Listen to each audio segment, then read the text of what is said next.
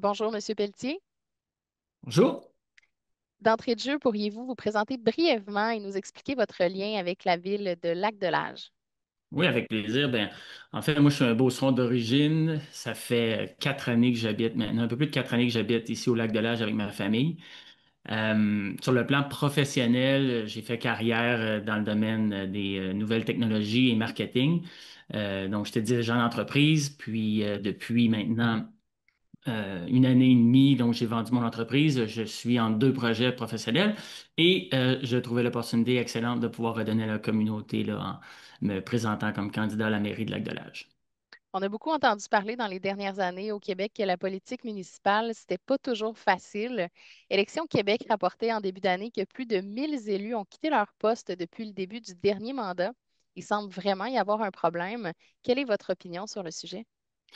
Ben, vous avez raison. Même, je lisais récemment là, qu'au cours de la présente campagne, il y a encore des municipalités où il n'y a pas eu de maire qui se sont présentées. Donc, ça cause effectivement des maux de tête. Mais il y a aussi plusieurs facteurs, je pense, qui créent cette situation-là. Premièrement, on parle de conciliation travail-famille, mais dans le cas d'un élu d'une petite municipalité, ben, on parle vraiment de travail, travail d'élu et famille. Donc, ça complexifie un peu l'organisation.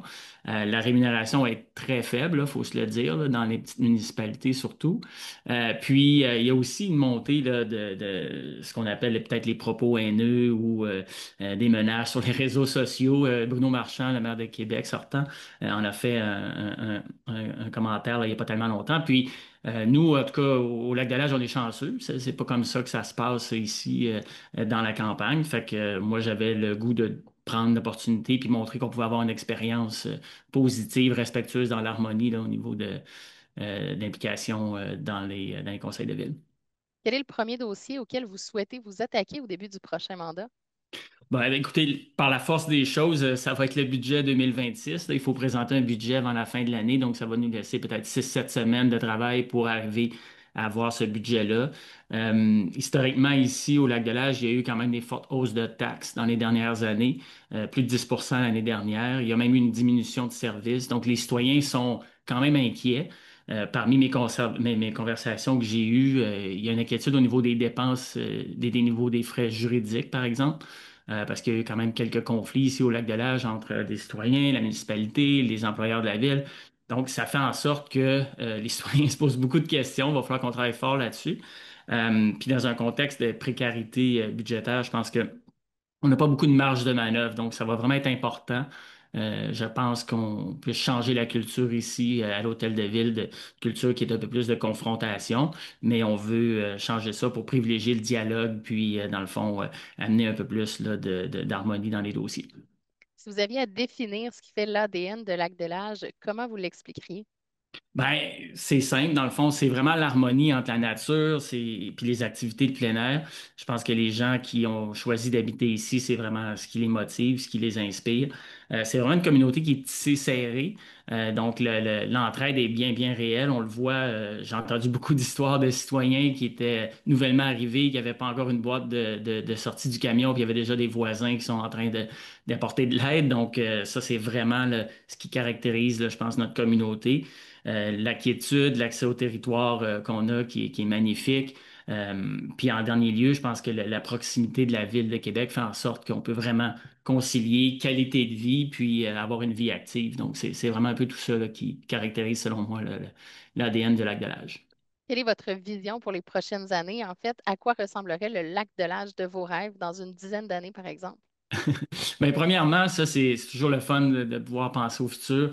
Mais c'est sûr que pour moi, ce serait important que la communauté soit unie, tous ensemble, puis qu'on puisse avoir accès, les citoyens, à une plus grande participation dans les dossiers municipaux.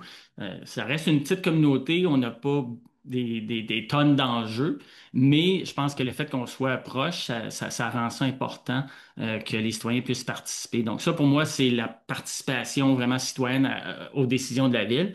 Maintenant, si on y va plus sur l'aspect géographique des lieux, c'est sûr que notre lac, c'est le point central, donc ça va être essentiel qu'on continue de le protéger, qu'on continue de s'assurer qu'il soit toujours en santé dans 10 ans, et même plus, évidemment. Donc ça va être très, très important pour moi dans ma vision du futur, avoir un lac qui est totalement sain.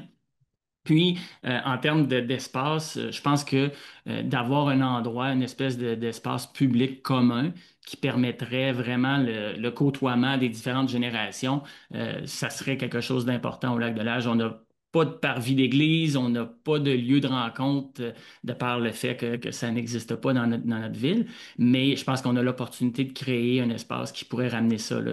Qu'est-ce qu'on fait pour que nos ados qui grandissent ici puissent se marier, puis que les personnes d'autres générations puissent aussi faire partie là, de cette interaction-là. Donc, c'est quelque chose que moi, je visualise, mais il y a encore évidemment beaucoup de conversations à avoir là, avec les citoyens pour y arriver.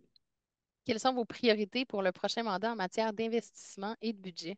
Bon, euh, c'est pas sorcier. Le budget de la ville, c'est 1,8 million de dollars par année. Donc, vous comprendrez qu'on n'a pas beaucoup de marge de manœuvre. L'enjeu, c'est qu'on n'a pas vraiment de capacité d'investissement en ce moment. On a un endettement qui est assez élevé au lac de l'Âge. Donc, ça nous permet pas vraiment d'emprunter pour vraiment investir. Là, en ce moment, on emprunte pour vider nos réservoirs d'eau usée. Donc, c'est un peu comme si on empruntait pour faire l'épicerie. Fait qu'on n'est pas vraiment dans une situation où on pourrait vraiment se lancer encore dans l'endettement pour faire des nouveaux projets. Le poids de la dette est quand même important. On a peut-être 30 de notre budget qui est au service de la dette. Donc ça fait en sorte que, puis par rapport aux autres municipalités environnantes, c'est le double. Donc on n'est pas dans une situation qui est enviante, pardon, par rapport à la dette. Puis le dernier point, c'est qu'on n'a pas vraiment de liquidité. Donc nos réserves financières ne nous permettent pas de faire face à des imprévus. En fait, on a 10 fois moins de liquidité si on compare avec des municipalités de taille similaire. Donc, nous, on trouve ça inquiétant, surtout que on sait qu'il y a des infrastructures qui vont devoir être mises à niveau là, dans les prochaines années. Donc, ça va être vraiment important que toute l'énergie du maire, des conseillers, du DG et des employés municipaux soit vraiment mise à contribution pour trouver des nouvelles sources de revenus et pour trouver aussi les bons programmes pour qu'on puisse essentiellement pouvoir relier les deux bouts de notre budget. Donc ça, malheureusement, on n'est pas dans une situation idéale pour faire des nouveaux investissements, mais c'est ce que je compte vraiment faire là, avec mon équipe pour changer cette donne-là. On sait qu'il y a un conflit qui oppose présentement la ville et Empire 47. Qu'est-ce que vous en comprenez et qu'est-ce que vous aimeriez mettre en place de votre côté? Ben, c'est une excellente question. Écoutez, nous, dans le fond, malheureusement, le dossier d'Empire 47, c'est un dossier qui divise la population. Donc, il divise pourquoi? Parce que le dossier a été géré pas de manière transparente depuis les tout débuts. Puis les citoyens n'ont pas été consultés par rapport à ce dossier-là. Donc, ça a créé un climat de méfiance. Puis aujourd'hui, la population est vraiment divisée parce qu'on est dans des poursuites judiciaires là, entre les différents intervenants. Maintenant, nous, on veut mettre fin à cette division-là par la concertation et le dialogue. Puis je vais être quand même très clair. Nous, on ne veut pas donner de carte blanche à Empire 47. On ne veut pas faire de compromis, pardon, au niveau de respect de l'environnement puis de nos règlements. Ce qu'on veut, c'est vraiment rétablir le dialogue puis rebâtir le lien de confiance entre la population, la ville de Lac-de-L'Âge, puis l'organisation d'Empire 47. Donc, c'est vraiment ça notre engagement, puis on pense qu'on est la seule équipe qui peut y arriver ici au Lac-de-L'Âge. Puis pour y arriver, notre plan est quand même très clair. Ce qu'on veut faire, c'est suspendre les procédures judiciaires pour se donner le temps de rétablir la communication. Puis on veut que cette communication-là se fasse autour d'une table de concertation avec tous les acteurs du milieu, que les citoyens d'abord et avant tout, la ville, le manoir, Empire 47, la ville de Stoneham, de Québec, la NRC. Donc c'est important que tout le monde puisse communiquer ses besoins, ses désagréments, puis dans le fond, on va arriver à trouver les meilleures solutions en collaborant tout le monde ensemble. Et ça, on veut que ça se fasse. Je termine peut-être là-dessus, mais ça, on veut que ça se fasse dans le respect, évidemment, de la protection de l'environnement. Puis, on veut aussi qu'on ait une entente négociée à long terme. Donc, ça, c'est un peu notre plan d'action. C'est assez clair, simple, mais ça passe par le dialogue, puis rétablir le lien de confiance. Il y a des citoyens qui soulèvent des enjeux de circulation, entre autres en raison du fait que Lac-de-L'Âge possède un seul accès routier. Mhm. Il y a aussi du tourisme un peu tout l'été. Quelle est votre position sur la question? Ben, écoutez, le tourisme, c'est quand même à l'origine de Lac de l'Âge, donc c'est un phénomène qui a toujours été là depuis le début. avant même la constitution officielle là, de la ville, si on veut. Je pense que ça demeure une bonne chose. Ça aide à faire vivre le manoir. Puis le manoir, ça demeure le plus important contributeur, payeur de taxes pour les citoyens. Donc, c'est un écosystème qui est quand même sain. On est conscient aussi qu'il y a une augmentation de circulation des fois lorsqu'il y a des usagers d'Empire 47, des belles journées, des choses comme ça peut faire une augmentation de circulation. On est sensible à ça pour les gens qui vivent sur l'artère principale. Comme vous dites, il y a un seul accès. C'est pas clair si il y avait un autre accès à Lac-de-L'Âge, si ça aurait vraiment un impact sur la réduction, par exemple, de la circulation, étant donné que géographiquement, c'est l'entrée la plus proche. Donc, les gens qui arrivent passeraient probablement inévitablement par là quand même. Donc, c'est pour ça qu'on voit d'un bon œil le projet du déménagement de l'accueil de Empire 47 à Stoneham. C'est un projet qui permettrait de réduire de manière significative, on pense, la circulation dans ce corridor-là qui est notre artère principale. Maintenant, il y a des choses qu'il va falloir qu'on surveille pour ce nouveau projet-là, mais pour nous, c'est quelque chose qu'on est très optimiste.